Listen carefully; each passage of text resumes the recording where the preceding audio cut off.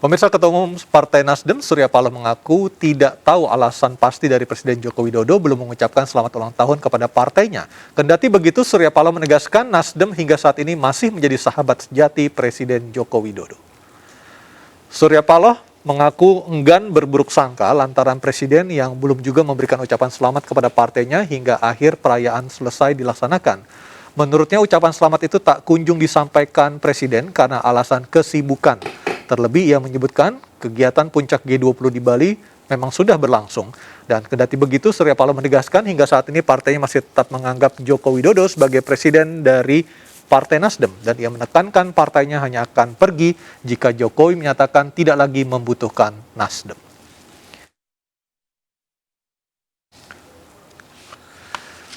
Ya, kita akan melanjutkan lagi dialog kita malam hari ini untuk membahas merenggangnya hubungan antara Presiden Joko Widodo dengan Partai Nasdem, khususnya juga dengan Ketua Umumnya Surya Paloh. Saya ke Bang Irfan Pulungan yang ada di benua Bali. Bang Irfan, kalau kita melihat perkembangan berita atau perkembangan kondisi hingga saat ini, apakah memang benar sebegitu marahnya Presiden Joko Widodo terhadap Nasdem pasca pendeklarasian Anies Baswedan sebagai capres dari bakal calon presiden dari Nasdem, Bang Irfan?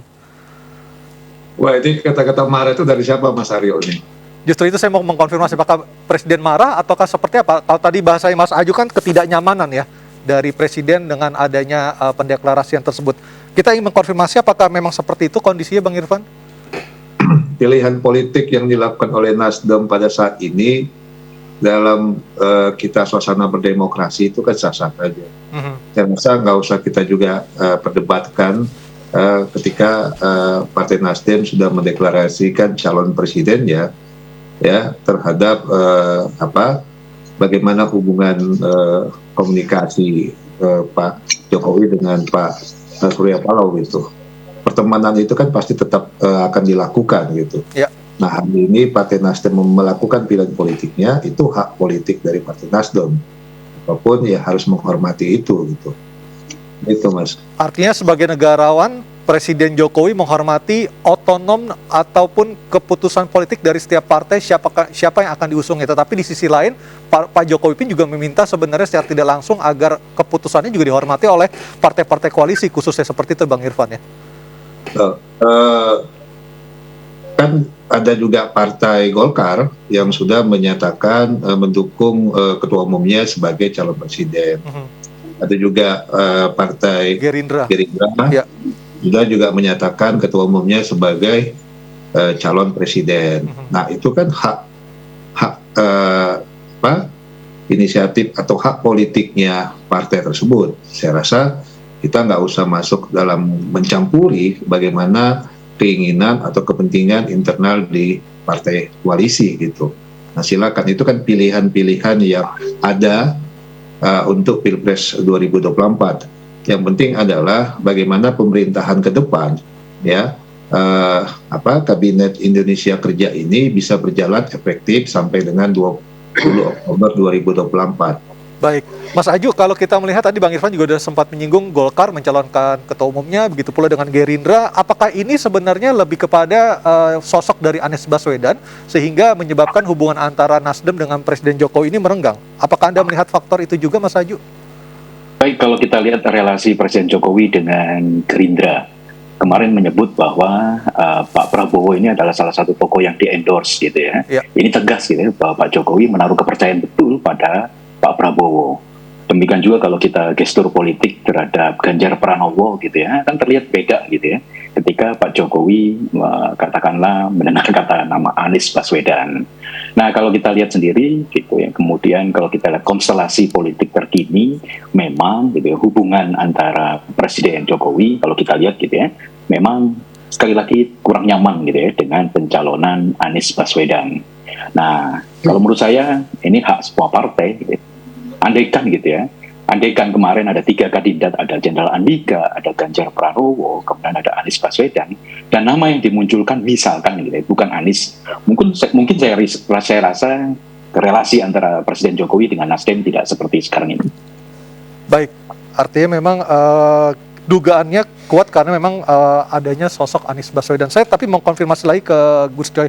Gus Coy, apakah dengan ketika Nasdem mengusung Mas Anies sebagai bakal calon presiden, apakah sudah ada hitung-hitungan politik atau kalkulasi politik ini juga akan berdampak terhadap hubungan antara Presiden Jokowi dengan Partai Nasdem ataupun dengan Pak Surya Paloh, Gus Coy? Pasti. Pertama, tidak melanggar hukum, undang-undang ya. Yang kedua, dalam demokrasi itu ya biasa ada perbedaan. Itu sesuatu yang logis, yang wajar. Dalam konteks etika nggak ada yang dilanggar apa. Kemudian setiap partai punya kedaulatannya sendiri. Nah, kebetulan pilihan-pilihan figur kita kan memang tidak bisa memaksa, kami dipaksa untuk sama dengan Jokowi dalam konteks milih presiden untuk 2024. Itu kan nggak bisa. Kami juga tidak bisa memaksa Pak Jokowi untuk menyetujui pilihan kami, namanya Anies Baswedan. Adapun Pak Jokowi ketika tidak nyaman, itu juga hak Pak Jokowi, itu nggak ada soal, itu biasa saja. Jadi bukan sesuatu yang substantif, bukan sesuatu yang urgen. Itu adalah subjektif, selera, ya, menyangkut selera.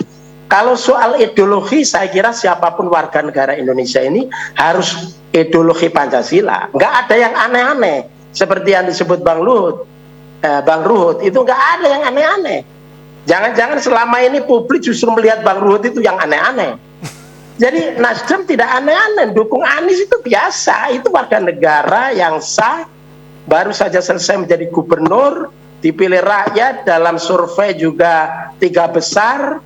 Jadi rakyat sebagian juga tanpa punya partai, tanpa mobilisasi sebelumnya, tapi ada yang memilih. Jadi ini logis saja semua. Seperti Bang Irfan kemukakan, ini semuanya adalah bagian dari hak partai, kedaulatan partai yang masing-masing harus menghormati.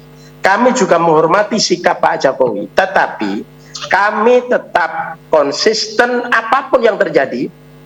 Sampai pada 2004 setia kepada Pak Jokowi sesuai dengan kesepakatan kita. Pemilu 2019 kita mendukung Pak Jokowi, Kiai Ma'ruf Amin sampai 2024. Kecuali kalau Pak Jokowi tidak membutuhkan Nasdem lagi ya, Gus Coy ya. 2024, pemilu 2024 kita nggak ada kesepakatan, kita di situ bebas. Nah, oleh karena itu Nasdem sebagai partai yang berbeda dengan demokrasi perjuangan yang sudah tua, yang sudah lama, yang sudah matang, kami ini partai baru. Jadi harus melakukan langkah-langkah yang masa harus disamakan dengan PDI Perjuangan ketika menentukan capresnya harus terakhir gitu. Kami nggak bisa. Mekanisme kami juga gampang. Ya, baik. Kami menggunakan dalil permudahlah, jangan kau persulit. Ya, lebih cepat, lebih baik supaya rakyat sejadi ini sudah tahu. Nah, sehingga rakyat bisa memilih mana yang terbaik. Kira-kira begitu. Jadi nggak usah diperpanjang. Nasdem komitmen, konsisten, dan nggak ada yang salah di sini. Apa yang salah? Konsisten, komitmen, istiqomah sampai 2024. Lalu apa yang salah? Ketika sebelum 2024 kami punya calon presiden sendiri untuk mempersiapkan 2024. Apa yang salah? Baik, saya ke Bang Ruhut. Bang Ruhut, apa yang salah dari Nasdem? Apa yang tidak logis? Apa yang tidak logis? Apa yang dikatakan pengamat, ya, Bung Aju, saya sangat mendukung. Kalau Gus Coy sebenarnya, ya karena itu ngomongnya keras-keras, kan kita senyum aja. Udah ada korban, Julvan Lindan, tegas kok antitesa yang dia katakan antara Pak Jokowi dan yang mereka dukung, ya. Kalau memang santai aja, ngapain Julvan Lindan sahabat saya itu harus dicopot? Dan akhirnya dia tegas menyatakan dia mundur. Udahlah, ya. Ibarat memercik air di dulang, terpercik muka sendiri. Ini yang namanya. Itu karena, halo? Ya, silakan. Itu karena kita ingin suasana dengan Pak Jokowi sampai 2024 karena komitmen kami, karena kesetiaan kami, sehingga tidak boleh ada dari dalam statement yang mengganggu arus keistiqomahan ini, arus komitmen ini. Nah, adapun secara substansi 2024 misalnya, ya, itu kemudian karakter kepemimpinannya, lain-lainnya, backgroundnya, keintelektualnya, reputasinya berbeda dengan Jokowi yang itu kemudian dianggap antitesa segala macam, silakan aja. Nah, tapi dalam konteks sekarang kita ingin kondusif. Pemerintahan karena ini kita juga ikut mendukung sejak awal, sejak 2014 kami setia, dan ini nggak bisa dinafikan begitu saja. Nggak bisa orang lain yang tidak ikut berjibaku di dalam, kemudian tiba-tiba ngomong asal ngomong, nggak bisa begitu. Perannya apa? Sementara Nasdem punya peran yang cukup signifikan dalam konteks memenangkan, tentu saja selain partai-partai koalisi yang lain. Saya kira itu penting untuk dicatat. Gantian ya Gus Coy, gantian Gus Coy. Ya, silakan. Jadi saya ingin katakan, aku jadi teringat Sri Mulat, ya, gepeng pelawak yang udah meninggal.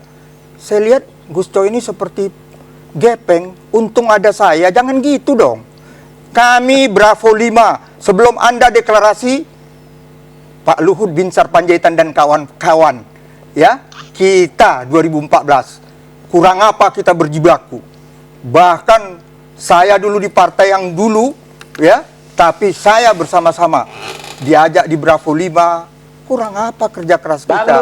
Sama-sama. Sebelum ada partai dukung Jokowi 2014, PDIP tidak memenuhi syarat karena kurang, itu Nasdem pertama kali.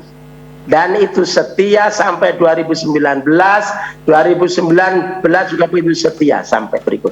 Itu partai. Kalau soal Bravo itu namanya relawan, itu nggak sah dalam konteks untuk, itu hanya sekedar dukungan, bukan untuk pengusungan. Pak, jangan merasa terlalu bangga ya begitu itu. Anda yang bangga. Tidak ada Bravo, itu Jokowi akan ada.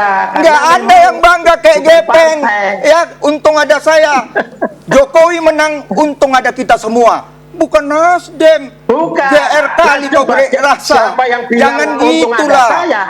Apalagi PDI Perjuangan dari awal ya nggak usah khawatir lah. Dia kader kita. Bukan Bravo, bukan relawan-relawan, itu hanya penunjang.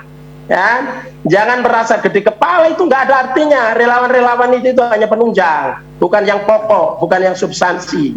Saya hanya ingin mengatakan kepada Anda, Gus Coy, tahu kan Luhut Binsar Panjaitan? Di mana dan kapan saja ada bersama Pak Joko Widodo. Jadi Anda nggak usah ya, 3 menteri Anda itu juga enggak kok. Dan Anda, saya tahu, jangan dipotong lah, saya ngomong gantian lah. Anda kayaknya langsung marah karena aku senyum-senyum. Jangan gitu Gus Coy. Iya, jangan marah. Ganti. Udah, jangan marah. Makanya tadi bilang aneh-aneh, saya buat aneh-aneh ini. Ya, marah nih ya. Sesungguhnya mbahnya aneh-aneh itu adalah Luhut. Oke, kita ganti. Anda marah ya. Jangan begitu. Dalam politik Gus Coy ada etika. Kalau Anda nggak punya etika, silakan. Kami hanya senyum. Selama ini tahu Luhut itulah raja orang yang tidak punya etika. Saya kira itu orang. Oke, kita balik ke substansi. Jangan bilang Ruhut. Saya Ruhut. Kalau Luhut Menko Maritim. Iya, Ruhut. Anda jangan salah. Jangan gara-gara emosi. Ya, beda-beda tipis itu ya. Oke, kita balik ke substansi. Dia hebat loh. Lihat dong. Kita balik ke substansi. Dia ada terus. Ya, kita balik ke substansi dialog kita malam hari ini. Jangan emosi, hati boleh panas, kepala tetap dingin. Itulah kalau orang udah melakukan kesalahan. Oke, Bang Ruhut, marah terus, marah melulu. Bang Ruhut tahan dulu, kita akan balik ke substansi kita dialog malam hari ini, Bang Ruhut. Bang Ruhut, jadi melihat Nasdem ini masih dibutuhkan nggak di koalisinya Pak Jokowi di saat ini sampai 2024? Disitulah hebatnya seorang Joko Widodo. Ya, biar rakyat nanti yang menilai. Anda udah main 2 kaki pun sekarang bersama oposisi, walaupun oposisinya belum deklarasi, biarin aja. Jadi Abang dan partai lain di koalisi Pak Jokowi sudah menganggap Nasdem sebagai partai oposisi? Iya. Jangankan itu, sekarang aja diperhalus perbendaharaan katanya. Diksinya. Sebelumnya diksinya, balio-balionya. Anies presidenku, Nasdem partaiku. Presiden sekarang baru hanya 1, tapi karena kita keras, kita komplain, sekarang baru calon presiden. Bukan calon, bakal calon. Calon belum, masih bakal calon. Kalau nanti yang namanya PKS, nanti yang namanya Demokrat berubah pikiran, tetaplah sebagai bakal calon. Baik, saya ke Mas Haju. Mas Haju, apakah ini bukankah ini sebuah hal yang lazim bagi partai politik untuk melancarkan ataupun melaunching gimmick-gimmick politik untuk demi menggait pemilih-pemilih potensial di 2024 mendatang, Bang Mas Haju? Baik, saya melihat setiap partai mempunyai strategi dalam pendeklarasian capres ya. Memang yang pertama dilakukan oleh Nasdem ini mencalonkan Anies Baswedan. Nah, pada waktu pencalonan Anies Baswedan memang banyak publik berharap gitu ya bahwa Nasdem akan mendapatkan kotel efek atau efek ekor jas. Ternyata dalam beberapa survei terakhir itu bukannya mendapat keuntungan dari kotel efek, justru suara Nasdem dari berbagai lembaga survei yang kredibel itu malah menurun. Bahkan publik melihat bahwa yang mendapatkan efek itu adalah pada Demokrat dan PKS. Nah, menurut saya ada salah langkah strategi dari yang dilakukan oleh teman-teman di Nasdem.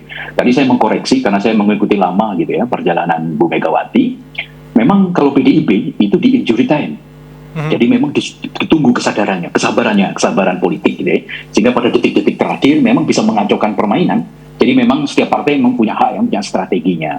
Cuma memang betul kalau ketika Nasdem mengajak Demokrat dan PKS, inilah yang terjadi.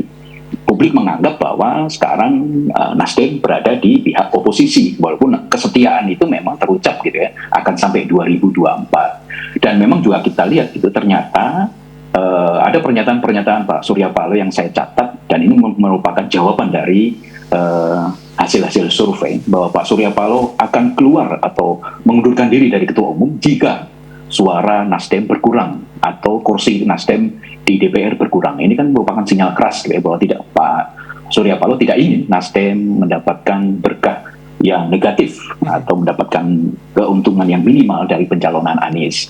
Nah, kalau kita lihat juga perjalanan koalisi ini kan tidak juga kunjung hadir gitu ya. Pengumuman capres dan cawapres yang semula tanggal 10 November diundur. Yang satu menunggu alasan katanya menunggu sidang majelis suro, yang satu menunggu kedatangan dari Jerman gitu ya, Jerman Barat. Ternyata tetap diundur. Kalau saya melihat justru ada tarikan menarik gitu ya antara PKS dan Demokrat sehingga tidak bisa memunculkan nama tunggal.